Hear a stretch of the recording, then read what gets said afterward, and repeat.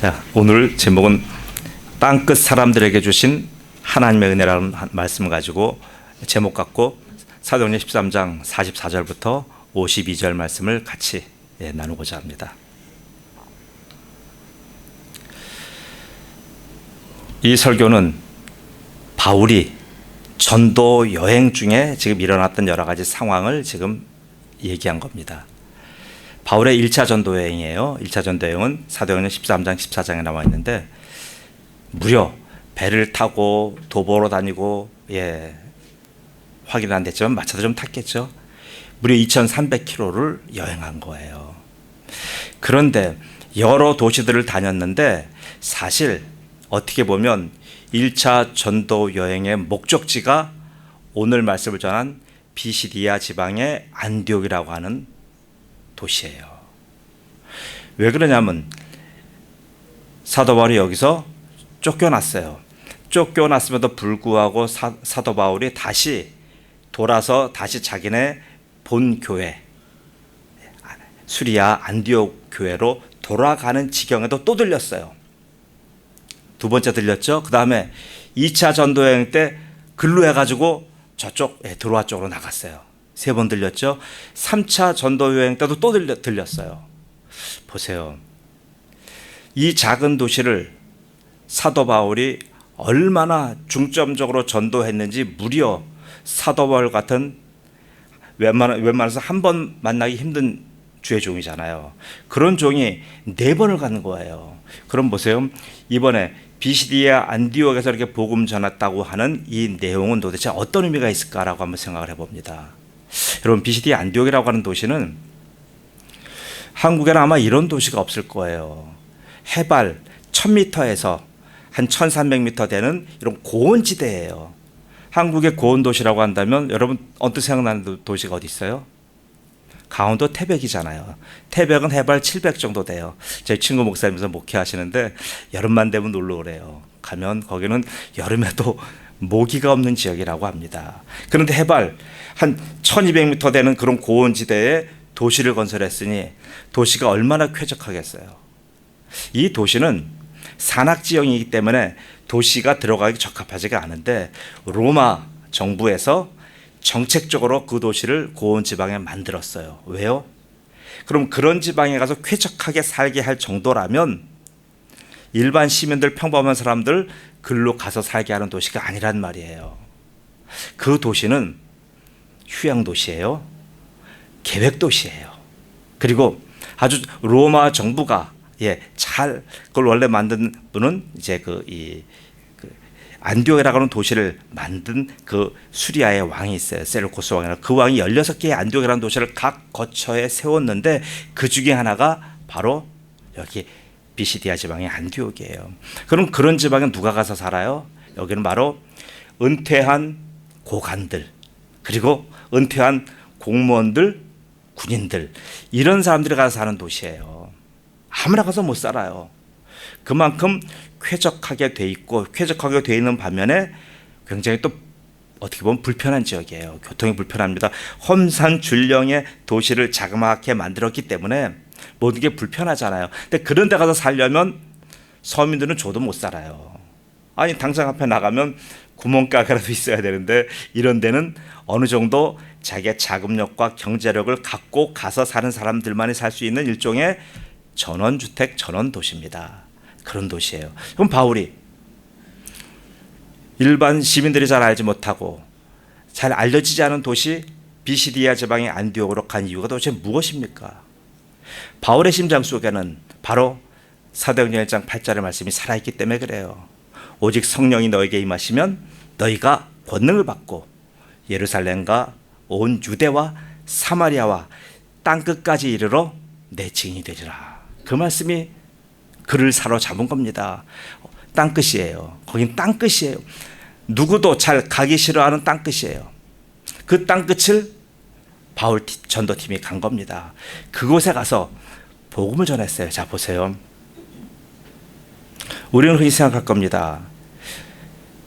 제가 만약 바울이라고 한다면 첫 번째 전도 여행을 하나님 주셨는데, 물론 워밍업의 개념도 있겠지만 한번 도전해 볼 겁니다. 대도시 많은 사람들이 모여 있는 곳, 복음의 황금 어장, 이런 데 가서 한번 터뜨려 볼 거예요. 도전해 볼 거예요. 그렇지 않겠습니까? 그런데 오히려 바울 사도는 그렇지가 않고요. 알려지지 않은 자그마한 소읍 같은 도시들을 찾아다녔습니다. 여러분, 이것은 무엇을 말합니까? 이 도시는 만들어진 지 70년이 채 안 되는 도시예요. 하나님이 귀하게 사용하신 예루살렘, 여러분 아시잖아요. 다윗 왕이 그것을 도읍지로 삼고 도읍지로 삼은 이래로 1000년간 하나님을 예배한 성시, 성도로 가는 굉장한 도시예요. 그러나 예루살렘 어때요? 하나님의 영광이 떠났잖아요. 예루살렘 교회를 하나님이 완전히 흩뜨려서 그 예루살렘 교회가 더 이상 존재하기 힘들 정도로 예루살렘이라고 하는 그런 거대 도시, 자기들이 모든 하나님 신앙의 중심 도시라고 생각했던 예루살렘은 흔적이 없는 거예요. 오히려 지금 이렇게 생긴 지 한 70년도 안 되는 자그마한 도시의 사람들이 갑자기 깜짝 놀랄 하나님의 종들을 맡게 된 겁니다. 여러분, 이것을 무엇을 말합니까? 여러분과 저는 예루살렘 출신들이 아니잖아요. 여기 예루살렘 출신 있습니까? 아니요. 우리는 전부 다 변방의 사람들이에요. 변두리 사람들이에요. 조선시대로 말한다면 물론 서류상으로는 우리가 양반이라고 하겠지만 우리는 그렇게 양반 중에서도 보세요. 양반 중에 양반은 누구예요? 북촌에 사는 사람만 양반이에요. 동촌, 제가 서울 한양을 얘기하는 거예요. 조선시대 한양에 보면은 북촌은 바로 경복궁 옆에 있어서 거기는 어떤 사람들이 있어요? 바로 궁궐에서 근무하는 분들이 사는 데예요. 경복궁 바로 옆에 가면 팔판동이라는 동네가 있어요. 판사가 8명이 살았던 동네예요. 이런 동네예요. 그 북촌은 그렇게 바로 은퇴했거나 바로 현직으로 있거나 임금님이 부르면 바로 근무할 수 있는 사람들이 모이는 동네가 북촌이에요. 그럼 북촌 전에 가서 저는 귀한 내가 왕궁에서 근무하겠다, 내가 중앙부처에 근무하겠다, 이런 사람들 공부하는 데가 어디냐면 서울의 동촌이에요. 동촌은 어디냐면 지금으로 말하면 성균관이에요. 성균관 대학교 안에 가면 명륜당 성균관이 있어요. 거기서 그쪽 일대에서 공부하는 거예요. 공부해서 이들이 과거 급제하면 바로 북촌으로 가요. 북촌에 있다가 북촌에서 은퇴하고 만약 다 이제 자기 소임이 끝나면 어디로 가냐 하면 남촌으로 가요. 남촌은 지금으로 말하면 청계천 건너 남산 예관동 예장동 그 근처가 바로 남촌. 남촌 거기서 살아요. 그러면 거기에 들어가지 못한 사람들은 어때요? 중인들은 서촌에 가서 살거나 아니면 청계천 부근의 중촌에서 살아요. 이게 옛날에 하지만 똑같아요. 잘 사는 분들과 못 사는 사람들은 사는 곳이 달라요. 똑같지 않아요. 범세경의 연구라는 말도 있잖아요. 지금 그렇게 말한다고 한다면 BCD의 안디옥은 이미 전성기가 지난 사람들이 모인 한적한 시골 소도시에 불과합니다. 전혀 역사의 흐름을 주도할 만한 세력이나 그러한 인물들이 살고 있는 도시가 아니에요. 그런 도시가 바로 하나님의 눈에 띈 거예요. 왜 눈에 띄었습니까? 예수님이 이 땅에 오실 때 무엇으로 오셨어요? 창세기 1장 3절에 하나님께서 뭐라고 말씀하셨냐면 빛이 있으라 하신 빛이 있었고, 이 빛을 사람들이 해석을 못해서 원천의 빛 이렇게 해석하는데, 이 빛은 사실 원천의 빛은 맞지만 예수 그리스도를 상징하는 거예요. 예수 그리스도가 빛으로 이 땅에 오셨잖아요. 요한복음도 예수님은 이 땅에 세상에 빛으로 오신 거예요. 빛으로 오셨다고 하는 뭡니까? 빛이 없으면 세상은 살 수 없다는 말이에요. 믿으십니까? 태양빛만 없어도 세상 살기 힘든데 예수님은 원천의 빛이기에 예수님이 이 땅에 그 빛으로 오시지 아니하면 누구도 이 땅을 살아갈 수 없는 거예요. 이게 성경의 영적인 원리예요. 빛으로 오신 예수님인데 그 빛으로 오신 예수님이 또 뭡니까? 빛 앞에 감출 것이 있어요? 숨을 데가 있어요? 없어요. 그러니까 빛으로 오신 예수님은 보시는 거예요. 그래서 예수님은 한 자고하고 교만하고 자기들이 모든 하나님의 신탁을 가졌다고 주장하는 예루살렘을 떠나셨고, 그리고 그 당시 가장 대도시가 몇 군데가 있어요. 북아프리카의 알렉산드리아, 그리고 여기 또 우리 수리아의 안디옥, 그리고 저쪽으로 지나가면 아테네, 고린도, 그리고 로마, 이런 대도시가 있어요. 처음에 그런데 하나님 안 가셨어요. 그런데 가지 않으시고 가장 이렇게 소외된 지역으로 찾아가신 거예요. 내가 교회가 부흥할 곳에 가서 내가 교회를 개척하는 것이 아니라 성령께서는 가장 소외된 사람들, 복음이 필요한 사람들, 하나님의 시각으로 봐서 빛이 필요한 사람들, 빛이 없으면 살아갈 수 없는 사람들, 그 고관대작들, 잘 사는 사람들은 그리스도의 빛이 없어도 세상 살아가잖아요. 떵떵거리며 살잖아요. 하나님은 그런 사람 억지로 불러내지 않으셔요. 하나님은 바로 빛이신 예수님이 오셔서 예수님의 시각으로 바라보니까 지금 가장 어두운 땅이 어디예요? 해발 1200, 1300m의 고원지대에 있는 그 은퇴에서 그 사람들은 뭡니까? 쉽게 말하면 우리가 보면 지금 전원주택 은퇴자의 마을이라고 얘기하지만 다른 말로 말하면 요양원 도시예요. 지금 죽음을 앞둔 분들이 마지막 가 있는 데가 요양원, 요양병원이잖아요. 그 도시 전체가 요양병원이라고 보시면 되는 거예요. 그런 곳에 사람들이 희망이 뭡니까? 오직 희망은 저쪽에 김서방 어제 죽었대.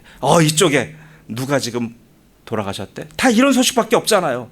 거기 도대체 즐거운 소식이 뭐가 있어요? 애기 소리가 있습니까? 아니면 누가 로마 정부에서 불러서 가서 다시 현직에 복귀해서 일했다는 이런 소식이 있습니까? 없는 거예요. 거기는 오직 죽음의 그림자가 드리워진 아주 쾌적한 도시인 거예요. 이렇게 희망 없는 사람들 모이는 이곳에 이렇게 침몰하는 밴데 여기 세상 사람 누가 거기를 보겠습니까? 근데 거기가 동서남북 교통의 통과 지점이다 보니까 오고 가는 사람들은 많아요. 오고 가는 사람은 많지만 거기서 정착한 사람은 많지가 않은 거예요. 누가 요양원에 들어가서 여러분 보고 아주 쾌적하게 대우해 줄 테니까 요양원에서 사십시오 하면 여러분 가서 사실 사람 누구 있어요? 없다만 눈만 뜨면 아픈 분들, 누워있는 분들, 제가 요양원 다니면서 한동안 제가 이 설교 사역을 좀 해서 알아요. 갈 때 되면 참 무거워져요. 왜요? 저 모습이 제 모습이니까요. 그 모습에, 근데 그분들은 세상에 희망이 없는데도 불구하고 뭐에 관심이 있냐면 복음에 관심이 있는 것이 아니라 좀 더 편안하고 좀 더 어떤 먹을 것, 누릴 것, 조금 더 내가 현재 삶이 얼마나 좀 편안하고, 그다음 또 하나 그분들이 원하는 거 있어요. 누가 자식이 좀 더 자주 면회 오는가, 이런 거가 관심이 있죠. 복음에 관심 없어요. 영생에 관심 없단 말이에요. 그런데 오늘 예수님께서는 비시디의 안디옥에 이 추락해가고 쇠락해가는 이 마을에 가서 말씀을 보내주시는 거예요. 바울 사도를 통해서 주신 말씀이 뭐예요? 딱 봤더니 그분에게 얘기합니다. 오늘 제가 48절 읽어드릴게요. 이방인들이 두고 기뻐하여 하나님의 말씀을 찬송하며 영생을 주시러 작정된 자는 다 믿더라. 보세요. 바울이 그런 요양원 마을에 갔으면 좀 먹을 걸 사갖고 가고 좀 그 사람들 위로하고 과일도 좀 깎아드리고 같이 재롱잔치도 하고 그랬어야 되잖아요. 그런데 바울은 들어가자마자 뭘 했습니까? 영생을 얘기한 거예요. 그런데 이분들이 여기서 충격받은 거예요. 이분들은 세상의 것들 다 누려받고 가지고 있잖아요. 여유 있잖아요. 그분들에게는 지금 먹을 게 더 문제가 아니에요. 입을 게 문제가 아니란 말이에요. 그분들에게 필요한 것은 지금 우리가 이 생명이 꺼져가는데, 이 꺼져가는 생명이 여기서 마지막이란 말인가? 내 삶은 여기서 죽어가는가? 이병철 회장이 돌아가시면서 한 얘기가 그거잖아요. 내가 지금 인생이 여기서 끝나져 가는데 내가 엄청난 지금 업적을 이뤄놨고 국가의 산업보험이라거나 아주 위대한 국가에서 인정하는 대한민국을 살린 몇 사람 중에 한 명으로 그런 업적을 세웠는데 자기가 지금 초라하게 죽음 앞에서 모든 사람이 다 가는 초라한 노인의 모습밖에 안 보이니까 답답하니까 질문을 던지잖아요. 정시의 신반대 계속 질문을 던진 거예요. 그러나 그 질문에 답도 받지 못하고 돌아가셨어요. 이게 인생이에요. 지금 이분들의 심정이 지금 그럴 겁니다. 그런데 가서 바울 사도가 뭘 얘기했습니까? 영생을 얘기했어요. 영생이 뭐예요?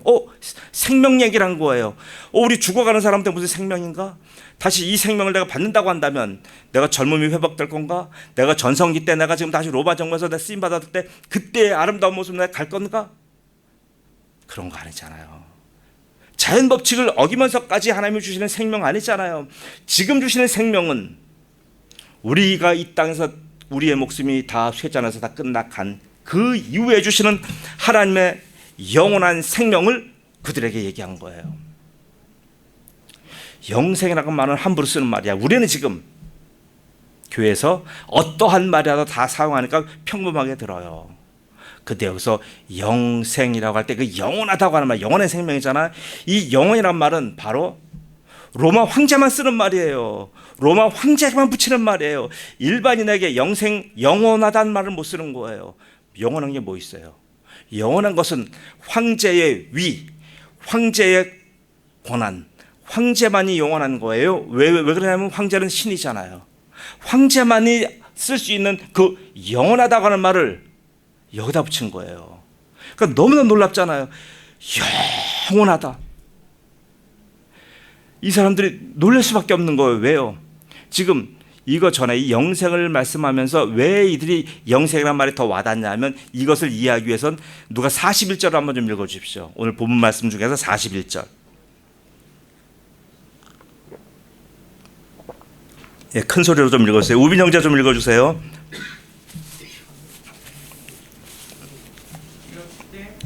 보라 멸시하는 사람들아 너희는 보라고 멸망하라. 내가 너희 때를 당하여 한 일을 행할 것이면 사람이 너희에게 이뤄 줄지라도 도무지 믿지 못할 이라 하였느니라. 아멘. 감사합니다. 네, 자,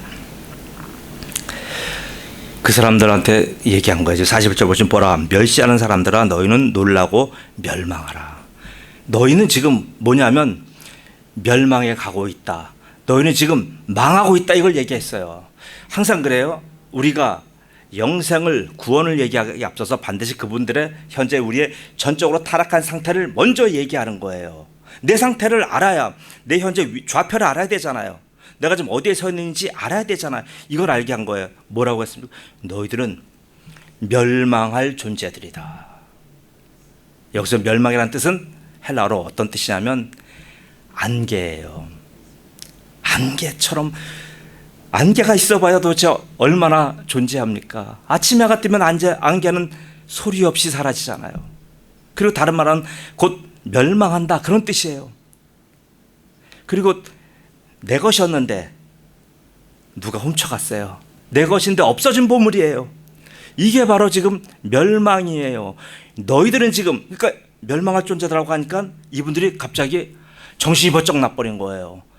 아니 우리 상태를 어쩜 저렇게 잘 알지?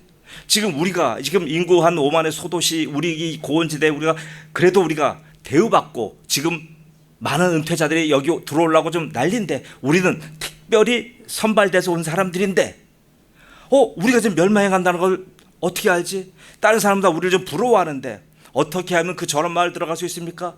어떻게 하면 그 남의 독일 마을 들어갈 수 있습니까? 막 이렇게 물어보고 막 연락이 오는데 오히려 바울 사도는 얘기하는 거예요. 너희는 곧 멸망한다. 깜짝 놀라는 거예요.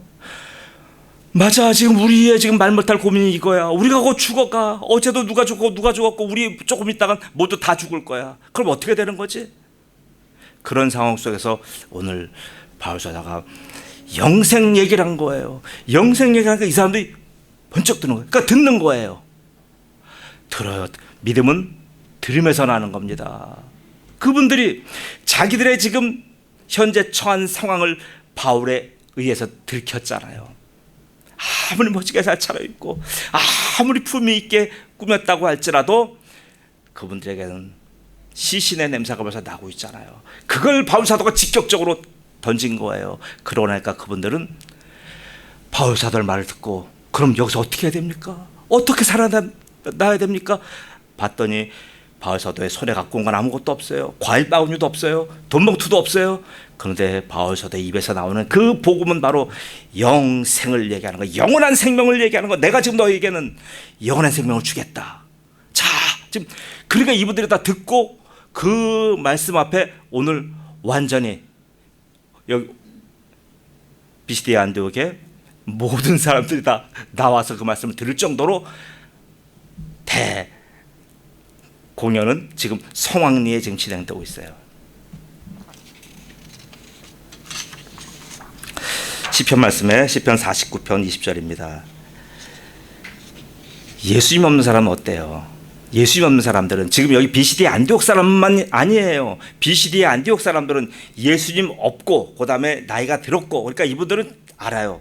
자기들하고 죽어가는 거 알지만 그러나 지금 예루살렘에 있는 사람들이나 로마에 있는 사람들이나 이런 사람들은 자기가 죽어가는 건 알아도 자기들이 죽음이 당장의 현안이 아니에요. 그죠? 당장 오늘 내일의 문제가 아니잖아요. 그러니까 그분들은 죽음 문제 얘기하면 안 돼요. 그분들은 자기들이 멸망하는 짐승 시편 49편 20절 말씀처럼 자기들은 존귀 하나 깨닫지 못하는 사람은 멸망하는 짐승과 같다고 분명히 하셨는데 자기들이 그 상태를 모르는 거예요. 내가 지금 멸망하는 짐승과 같다라고 하는 사실을 몰라요. 모르다 보니까 지금 세상은 그거예요. 왜 하나님이 누구는 복음 전하도 복음을 받아들이고 누구는 복음을 받아들이지 않습니까? 바로 여기에 차이가 있는 거예요.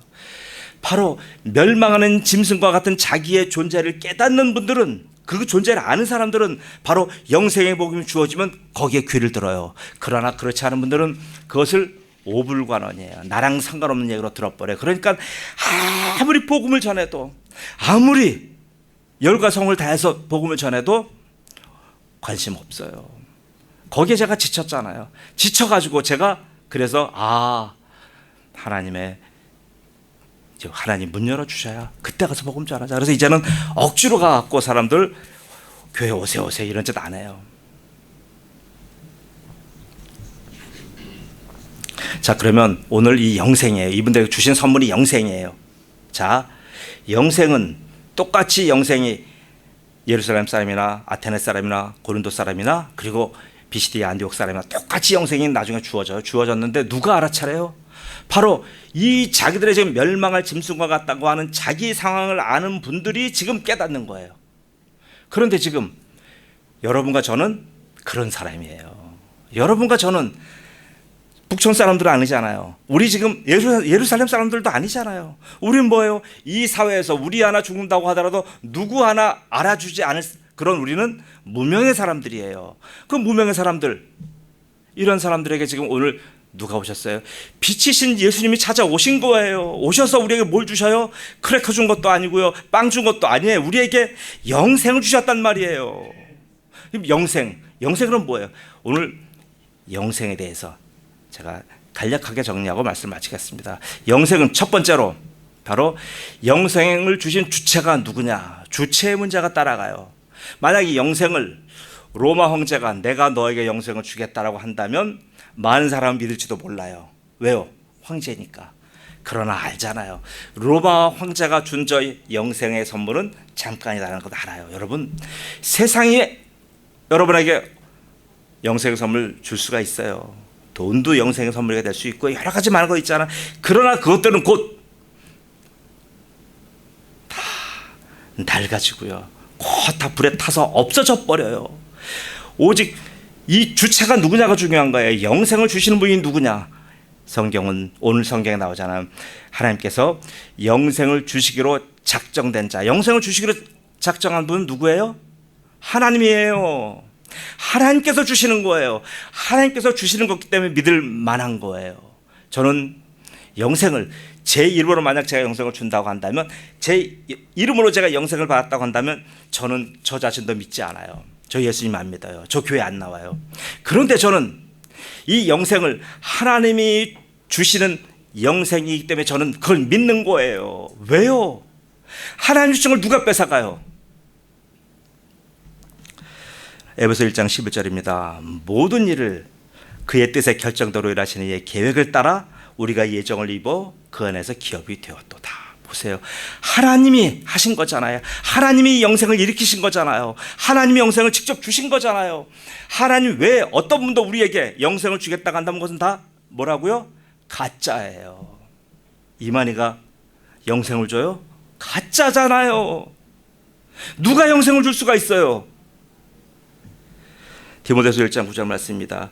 하나님이 우리를 구원하사 거룩하신 소명으로 부르심은 우리의 행위대로 하심이 아니요, 자, 오직 자기의 뜻과 영원 전부터 그리스도 예수 안에서 우리에게 주신 은혜대로 하심이라. 아멘. 우리의 영생은 하나님의 영원하신 계획과 그 계획을 이행하신 예수 그리스도 그분 때문에 가능한 거예요. 이 영생이 그래서 같이 있는 겁니다. 여러분, 세상에서 주는 모든 구원의 선물 영생 가짜예요. 그런 거 믿지 마십시오. 잠깐 있다 없어지고요. 준다고 하는 자도 나중에 찾아보면 없어요. 자, 두 번째, 그럼 이 영생의 내용을 봅니다. 영생의 내용은 뭘까요? 영생의 내용은 바로 구원이에요. 우리에게 영생을 주신다고 하는 바로 그것은 구원을 주신다는 얘기, 구원해 준다는 얘기예요. 그래서 여러분 교회 나오시면 계속 제일 낯익은 단어가 구원이잖아요. 구원은 뭐예요? 구원 앞에 지금 우리가 빼먹은 게 있어요. 무엇으로부터의 구원이에요. 근데 이걸 지금 우리가 생략하고 구원만 얘기하니까 잘 이해가 안 가는 거예요. 보세요. 애굽으로부터 구원이에요. 죄로부터 구원이에요. 여러분이 있는 삶의 그 지금 지옥 같은 삶의 현장, 그 지옥 같은 삶에서 그 삶으로부터의 구원이에요. 여러분, 누가 여러분을 구원해 줄 수 있어요? 저는 저 자신을 알아요. 제가 저를 요만큼도 진보시키고 개선시키고 저를 구원이란 말도 표현할 수 없을 정도로 저를 조금이라도 저를 좋게 만들 수 없다는 걸 저는 알아요. 전적으로 저는 무능하고 전적으로 타락한 존재인 걸 저는 알아요. 알기 때문에 저는 제가 하는 말, 제가 하는 생각 저는 믿지 않아요. 그렇기 때문에 저는 그것을 여러분한테 얘기하지 않습니다. 그러니까 성경 말씀 하나님의 진리만을 얘기할 뿐이에요. 다른 것 갖고 제가 막 여러분들 얘기한다면 여러분 믿으시겠어요? 물론 그 시간 여러분 재미있겠지만 여러분 믿지 않을 거예요. 보세요. 바로 우리가 지금 받은 영생의 내용, 영생의 지금 우리가 그 성격은 구원인 거예요. 믿으십니까? 여러분, 이 구원이 없다면 우리가 여러분 교회 나올 의미가 없는 거예요. 왜 교회 나오셔요? 왜 바쁜 시간 가지고 교회 나가서 이렇게 종교 행위를 해야 됩니까? 지금 예수 그리스도의 복음이 예루살렘을 떠났다는 건 뭐예요? 예루살렘의 그 지독한 종교 행위에 하나님이 지겹다는 얘기예요. 이사야 1장 보세요. 나는 너희들이 내게 갖고 오는 그런 예물에 지겹고 너희들이 나한테 하는 그 종교 행위에 나는 지쳤다라고 말씀하시는 거예요. 여러분, 구원이 없으면, 구원을 만나지 못하고 구원의 감격을 내가 갖고 오지 못한다고 한다면 지금 모든 사람들은 종교 행위에 불과합니다. 종교인이 되는 거예요.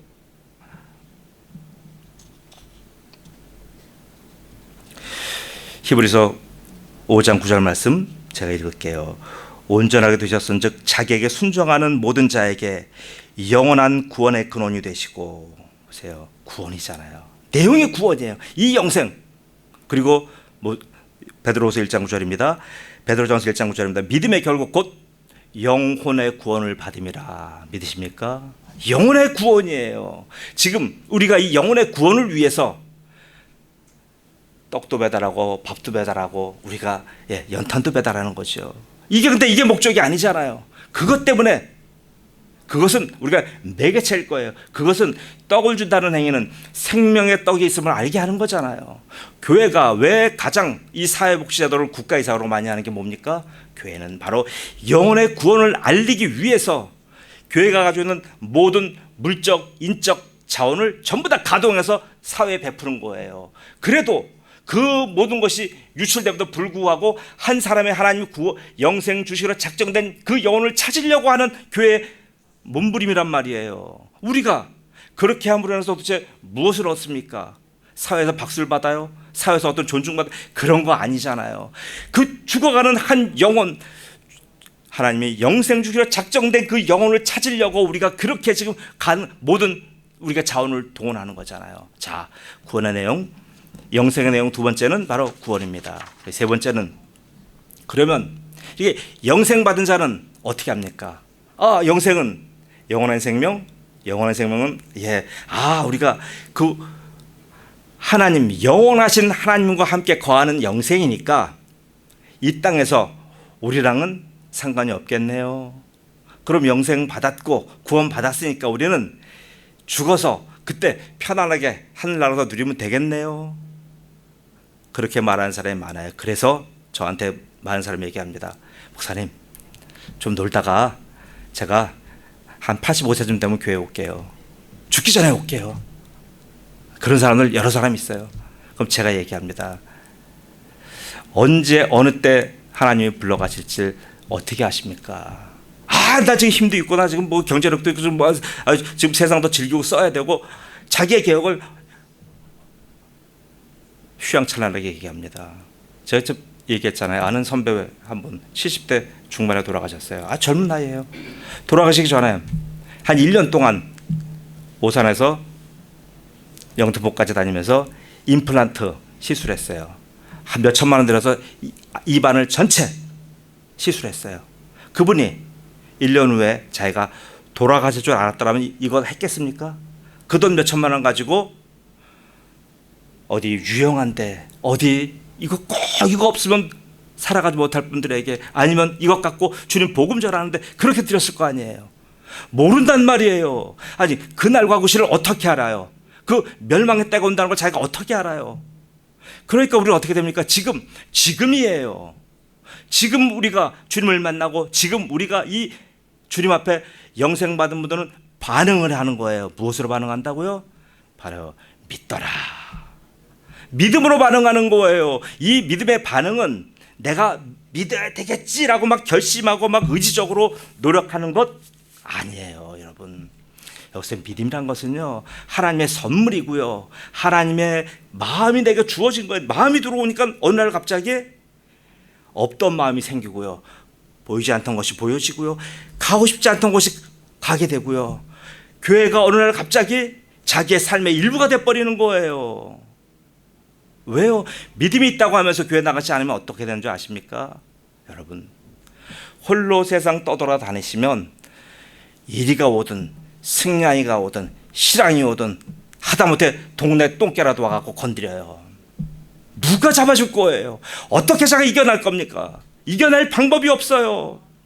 믿음으로 반응한다는 것은 바로 어렵게 생각하지 마세요. 주님께서 세워주신 이 지역교회에 소속돼서 붙어 있는 거예요. 여기 뿌리를 내리시는 거란 말이에요. 이것 하지 않고 어디 좋은 데 없는가? 나한테 맞는 데 없는가? 찾아다니다 보면 결국 어떻게 됩니까? 찾아다니다 보니까 갑자기 나이가 80 됐네. 나이가 90 됐네. 내가 지난 세월 뭐 했지? 이렇게 되는 거예요. 자, 말씀을 마치겠습니다. 사랑하는 성도 여러분,